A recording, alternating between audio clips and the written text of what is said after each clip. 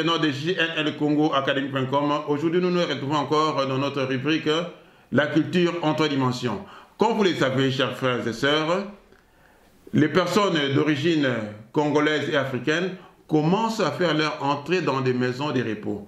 Alors, aujourd'hui, nous allons recevoir M. Lazare Mboulou, qui est directeur dans une de ces maisons de repos. Il va nous parler de tout ce qui entoure ce phénomène maison de repos pour les Africains ou les Congolais. Merci bien, suivez. Bonjour Papa Lazare. Bonjour Papa Landougéry. Ok. Papa Lazare, tu sais pas les mingi ndengi to kosola lelo, li solo na biso zali na site na biso JNL Congo Académie.com. Oyo to sola bezali, to bengi on a ezali rubrique la culture en trois dimensions. Donc to za osala ko apporter quelque chose na ba Congolais, to na ba Africain au baza ko landa biso. Alors, ndenge to bagi l'introduction, de l'autre to sola makambuya etali ba maison de repos. Yo oza directeur na maison de repos. Oyebi makamni le kakuna alors to apporter quelque chose na ba Congolais.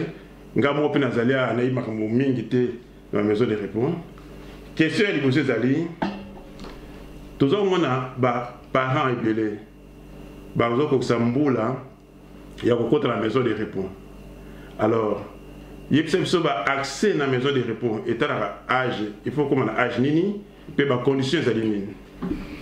Natondio Botondi Mukubu Alandu. Il y a solo sujet où les alliés lokomoko, ceux qui tozongi na simambu la zomi, na zalaki na vision mususu, pour été tozalaki en tout cas, ko banzate que Bamboule koleka pe ko pusana pe ko koma na biso. Nazali na secteur ya ba maison de repos ko banda l'an 2000. Na salambula misa tout d'abord comme aide-soignant na terrain, na soignant batou na maison de repos. Et puis ko banda 2003 na banda ki na ba fonction responsable, directeur adjoint et puis directeur tindenge tozali lelo.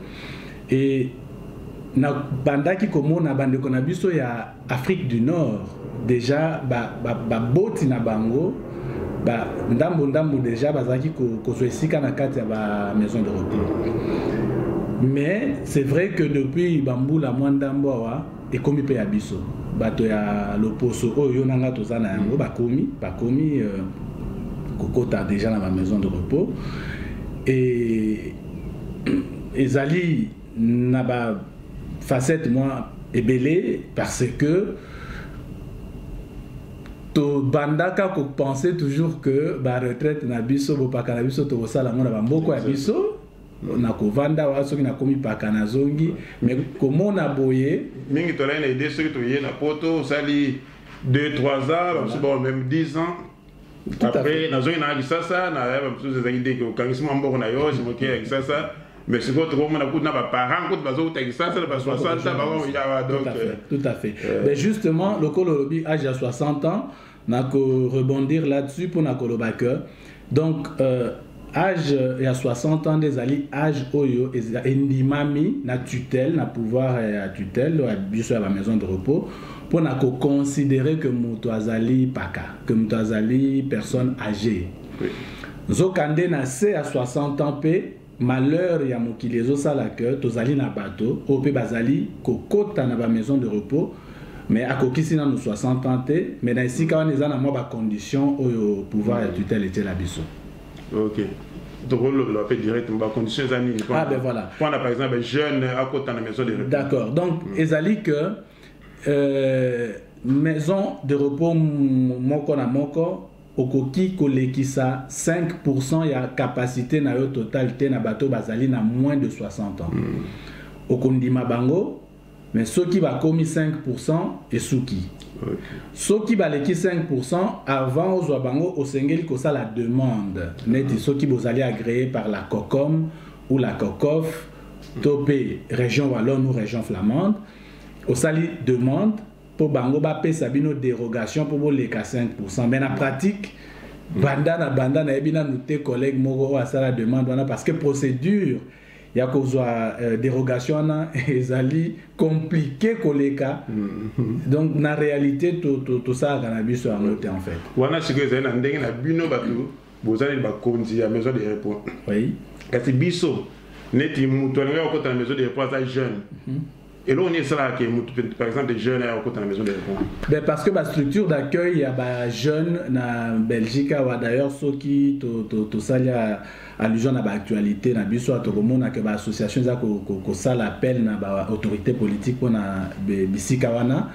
La structure, où il y a des jeunes, où malheureusement, dans la situation physique ou mentale, où ils permettent de traiter les bango. Ezali mingité ou alors o ezali ezozala ba structure ne ba benga ngo ba centre de jour bokei na tongo na poko abozongi bandago mais ya kolala lolenge za kana ba maison de repos ezali penza muke siko comme l'état mo kazo ba que azana capacité à kozwa ba jeune wana nyonso te nde yango autoriser biso to kendeti na 5% mais malgré ça to boya parce que ça a toujours mon abozana ba mbetu vide 5% c'est coquille, mais vous avez une demande à moins de 60 ans, vous êtes obligé à Koboya, puisque vous risquez de sanctions, ce qui va repérer bino. Ok. Si moi, tu l'union européenne, ça n'a pas ta communauté, par exemple, dans un revenu sur les Congolais, l'idée, c'est que ceux qui, parents, communauté âgée, à l'union aucune maison de repos, que ça soit bang, ou bien à ça hésité. Bananaye, peut-être bazo sepelaté qui la maison de repos, peut-être même bananaye bazo tinde na maison de repos mais il y a bazo sepelaté to batu na pembe bazo mona mabe. Tolini européen ça. En fait, réalité c'est que qu'aucune des maisons de repos ezala kailo komoko ya facilité. Ezala facilité parce que par définition ezozala lokola eza hôpital te mon hôpital to kendaka oyebi kokozwa ba soins to boti to sali boye si mozongi nda mais maison de repos ezozala kwa mutu ayepa silisa mikolo no nzambe atiaki na mokili ndenge aye wana par définition aza censé kozala wana tina suka sauf soki azwi maladie moko oyo esali ke maison de repos moye basoigne eza te il faut akende hôpital ake kokufela kuna po esalamaka mpe na yango eloko surtout na biso bayi moyindo nde balobaka makasi ya kosala ezali ko bandaka ko préparer ba boti na biso malembe nazolo ba pona bato baza na choix te po ekokoza pe na libota musumu boti azali ame boza na choix po esali ke bokoki ko garder na ndaku bakoko na ye bazali bako soigner quoi que soki pe totali bana ngo to bota ka wana ba shepa na bango wana mo ekomaka omoni mwana azomona ke bon ye avandela koko baza mpe na bavaleur oyo mpenza biso tokoli nango te na baafrike wana quelque part tokoki mpe koen vouloir bango te mpo babotami awa bakoli awa baza plus na culture ya awa ke biso bazali plus na oyo ya kuna mpo mwana awa kocomprendre te comment grand-père oyo ezali yo ozolinga tika na ndako mpo nga nazalaka na ye ozala difficile oconvaincre na explication wana na yango soki choix ezali te il faut penza malembe kopreparaka mutu psychologiquement kozwa temps ya kosala bavisite ya bamaison ebele et surtout soki ngenge ezali ke moboti azali nanu na capacité mentale azali nanu a perdre raison te botia ye en avant soki moyen ezali ye nde asala choix ya esika soki moyen ezali tout en tenant compte ya bamoyen mpe parce que mbongo c'est vrai l'état a participé à nanzela ya inami pena ba mutuelle mais eza na part au mususu choix ezalité famille mutu il faut epesa mbongo wana nde na yango bo tenir compte ya budget na bino mais ko pesa une possibilité ya ko visiter et apona pour ceux qui déjà au départ choix ezali choix na ye et kozala déjà amorti choc et kozala amorti plus facile voilà que nakuta na baka mususu au mona bona kuteze bato na biso te bakolomboko tovandi bazoya kotika parent na bango mais parent yebi te ke bazoya kotika ye parent yebi ke ayeta musu une semaine bakosi ebongo mais bayeba yebi biso abino po azolinga te sikoyo tokosi ka une semaine mais biso tozoyeba ke koya ye wana libela mais souvent les karamabé parce que tant que parents comme on a une semaine 2 semaines et tout a commencé à bino ba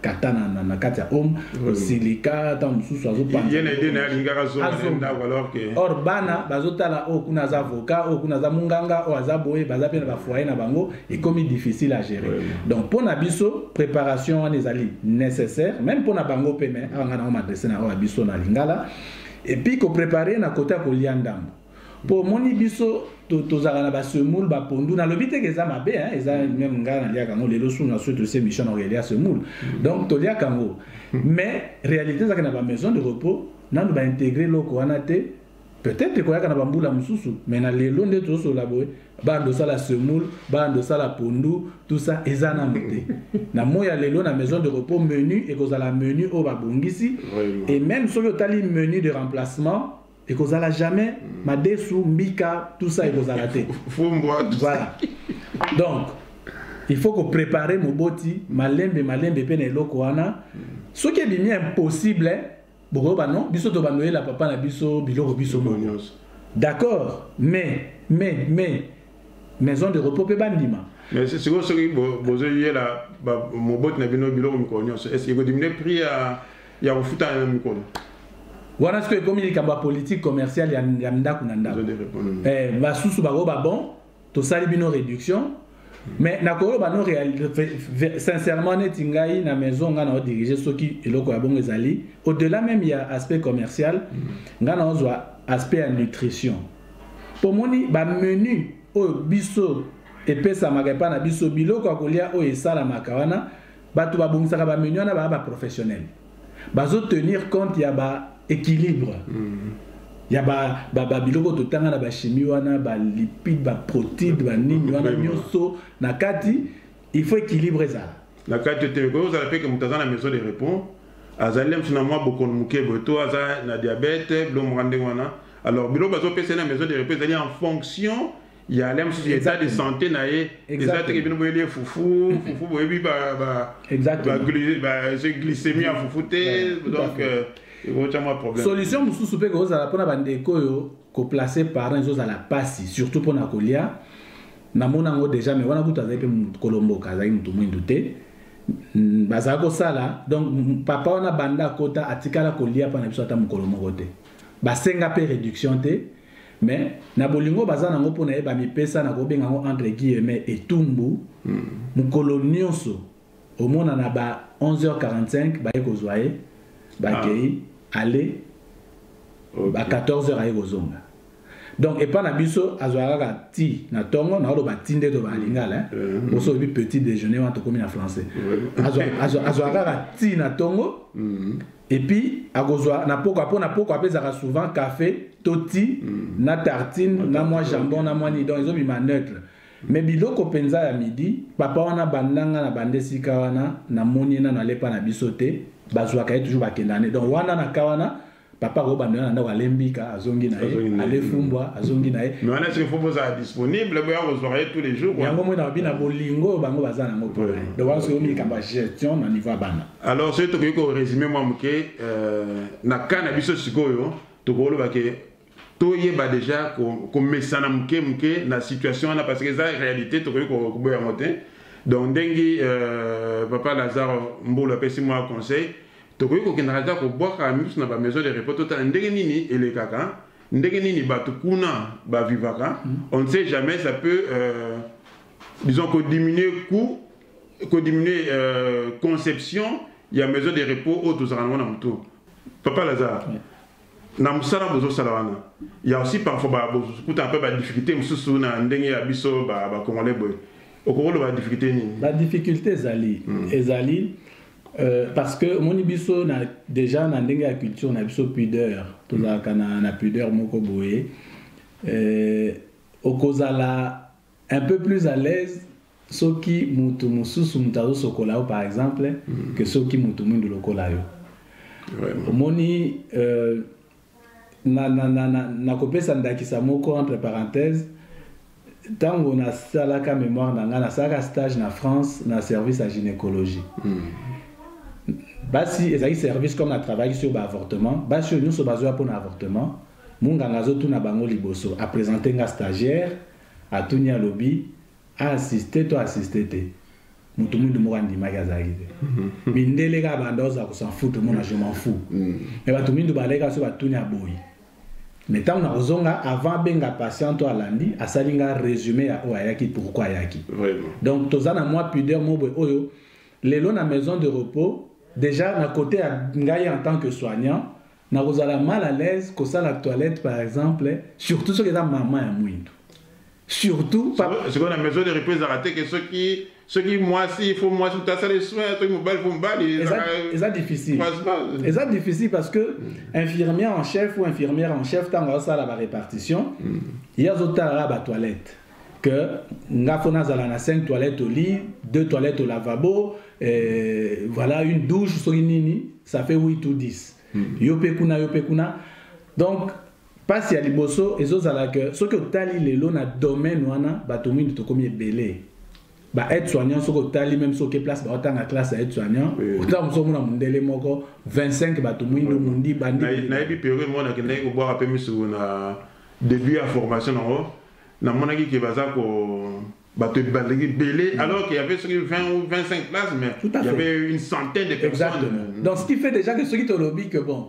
pour tout tia bato à l'aise au azamuindo mutako sokolaye kaka mundele et comme déjà difficile parce que numériquement parlant il vous a possibilité baleki mingi OK pe na chef ya papa to maman na biso o akoti wana ezape délicat pour naye parce que na pudeur na biso ezomaneti mwana na nga mutazo sokola nga donc bon nyonso wana yango mona bi na ndenga travail ya préparation. Préparation à niveau psychologie, comme ça nous malembe, même ceux qui ont l'agnon sauté, mais c'est important, malembe ko sala. Malembe parce que plus tard, bah quand on est comme on est belé, parce que déjà n'est pas. Biso moto moko tapé kuna donc to okuta ba tupé ba so sala kuna la plupart ba ça ba tout monde donc. Tout à fait, on en a choisi. Coup tout risque ça ba biso to vandi minyawa. Oya kutana être soignant no wetam so bena mo ano ai so mo donc ay bena mo ayaka dela ndako mo kutana ko makamu susu to kutana peut-être d'ici 15 20 30 ans vous allez susu délicat ko leka auto so le balelo ai wana to tala la mango ndenge ko to bilenge la déjà donc nous devons ça travail mo psychologique comme ça là il faut vraiment qu'on prépare et na niveau conseil quand avec ko impliquer mutu. Et ça vraiment bon ce qui malheur et ça dit que papa to maman a za susu na mutu na etende to ba perdre mutu wana malheureusement boza na choix mais ce qui a za lucide de to ba na poto en tout cas bon impliqué na choix na choix ezali étape moko makasi et munene eza vraiment étape munene vraiment siko biso be plus tard to kota na maison de repos on ndenge ozolo bana ndenge to komo benda la boye. Ce qu'on a besoin de repos activités ça quand même to vendre kaka boye bombolé bolamuki bomeliti c'est justement en tout cas tous une obligation légale à organiser l'activité wana ezaku tout groupe to gentil to méchant non eza obligation légale et tant que tu auras l'inspection ba vérifier ka nyonso wana ba vérifier ka déjà tous les 3 mois tous une obligation à organiser au ba benga ka conseil participatif. Quand la bande a un conseil des résidents et puis quand on a changé comme un conseil participatif tous les 3 mois, où ils et le quoi moi assemblée générale moi ya résident, on a ba famille peut ceux qui balingi basa. Ah oui, c'est bien. On a soulever ba points différents, sous mono ngai biloko, ils ont mataka na étage comme malili, kuna boye biso ba direction, to noter to loki ba solution. Et contrairement à ce que ba penser ça.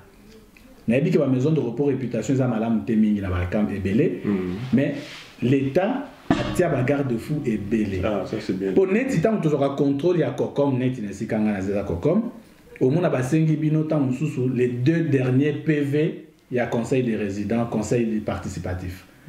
Bagota na kati wana makamuni lo bamaki pour reconstater parce que posa une obligation légale tant au conseil wana réunion wana ici PV wana il faut afficher copie moko. OK.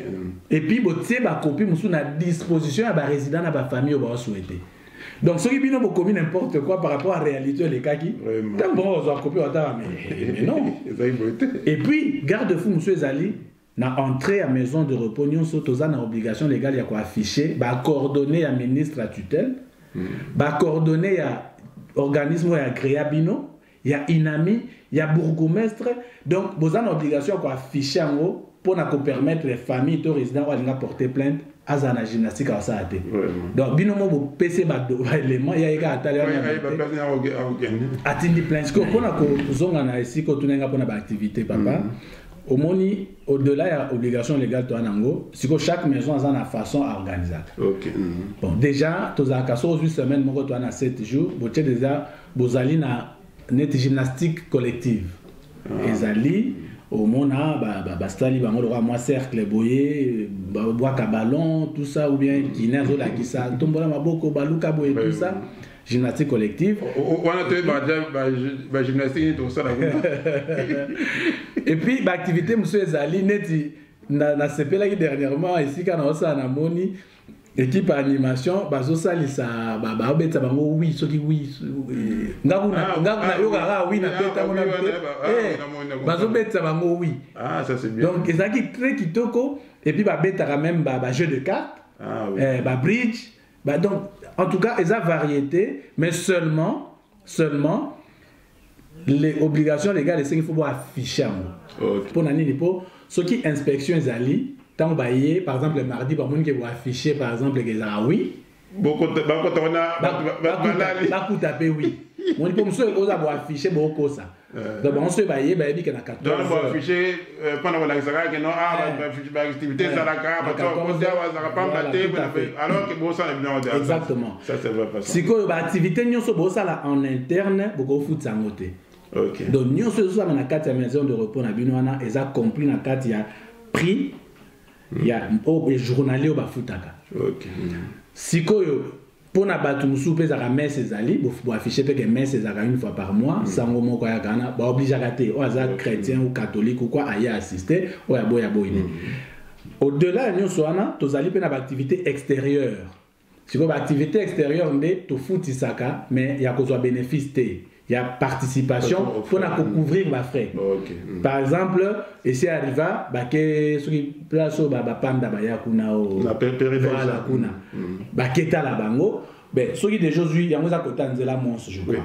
Sur le Bruxelles pour kende kuna ba louer car déjà 500 600 € aller-retour par exemple. Au calculer il faut moins casse-croûte tout ça au moins on attend sous 20 € par personne ou 25 € par personne et la famille musupe bandima au moins accompagner mutu na bango ba ye na bino bokei musupe ba kenda jazo d'Anvers musupe kenda ja ba serre royal sikoyo nde to so la no na mois de mai ba kende mini Europe na Ezel wana ba keta mini Europe. Donc non, on fait vraiment en sorte que batou profiter, vivre nani na bien. Dommage que tu comme la souka émission je pense mais ce qui t'a là qui va me soit to lobela pe bolingo ya ba kolo na kata maison de repos entre ba banine entre et vous appelez tata na ba ko na maison de repos en même temps donc il faut payer en tout cas tout ça dans l'émission même de 5-10 minutes en tout cas on va en profiter. D'ailleurs tout ça la émission moko na mama moko azali na bazani na SBL na bango siko ba soki paras passe na ba mama to ba parents ba koti maison de repos mais o bazana ba ndaku o bazali ke ba bengsa o bengsa lem su mama na poto to bengsa tata na yo afana na ndaku azana maison de repos te mais azana ndaku mais l'activité zate donc bango siko ba soki paras na ba ko pesa ba activité ezali kanisa malamu puisque ba parents biso ba kana na ba sanuya makasi pour moni parents tango ya ba master tout batikali vraiment o ya saki na bango tango tiaka kitine na porte na poko ana zo mpepe tata na hotel mbote tata na boy mbote awezate si que ça là que mutu brotele ba cassette à théâtre atali tia lembi et si ba master bazato ba su malili ça doit être idée malamu to maman au calabité donc c'est vraiment c'est cette bonne ambiance que tous avons sur cette émission na biso vraiment ezalaki esengo mingi ndenge boyambi biso lisusu encore une fois na bandako na bino to remercier mingi papa Lazare Mbulu. Merci na bino pe te remercier pe chargé des relations publiques na biso Yamaki Makiadi ou à pe sarabiso penza makasi alembara te par toi ça aller à prendre ba contact tout ça lelo na caméra tozaki na Tracy Bouquet état-major pe na micro ngai moko mon lobela bino Jerry Landou 3 étoiles. Merci beaucoup, au revoir. Merci.